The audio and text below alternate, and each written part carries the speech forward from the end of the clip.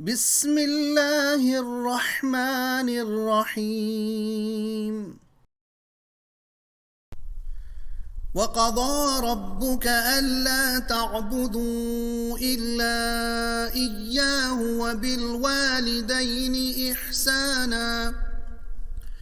إما يبلغن عندك الكبر أحدهما أو كلاهما فلا تقل لهما أف ولا تنهرهما وقل لهما قولا كريما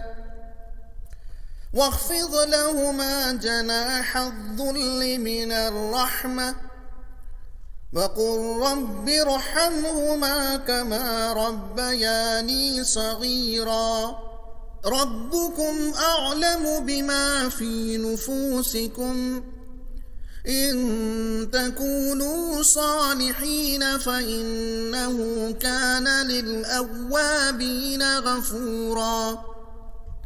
وآت ذا القربى حقه والمسكين وابن السبيل ولا تبذر تبذيرا إن المبذرين كانوا إخوان الشياطين وكان الشيطان لربه كفورا وإما تعرضن عنهم ابتغاء رحمة من ربك ترجوها فقل لهم قولا ميسورا ولا تجعل يدك مغلولة إلى عنقك ولا تبسطها كل البسط فتقعد ملوما محسورا إن ربك يبسط الرزق لمن يشاء ويقدر إنه كان بعباده خبيرا بصيرا۔ مضمون اسلامی نظام زندگی کا منشور، مطلب اللہ کے سوا کسی کی عبادت نہ کرو، وہی سب کا مالک اور بادشاہ ہے، اسی کی شریعت ملک کا قانون ہے۔ دوسرے، والدین کے ساتھ اچھا سلوک کرو، ان کی خدمت کرتے رہو، جب وہ بوڑھے ہو جائیں تو ان کا اور زیادہ خیال رکھو، اگر ان کی خدمت میں کچھ تکلیف ہو تو اس کو برداشت کرو، ان کے خلاف کوئی سخت بات منہ سے نہ نکالو،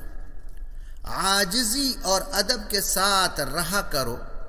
اور ان کے حق میں ہمیشہ دعا کرتے رہو۔ تیسرے،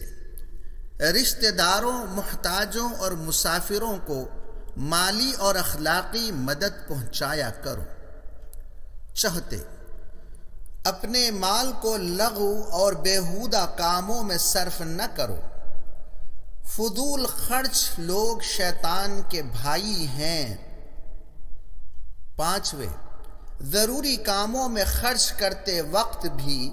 میانہ روی کا خیال رکھو۔ اور چھٹے، اگر کسی حاجت مند کی خدمت سے معذور ہو تو اسے معافی مانگ لو،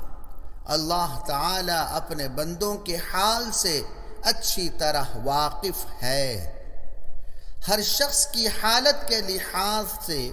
اس کی روزی فراخ یا تنگ کرتا ہے۔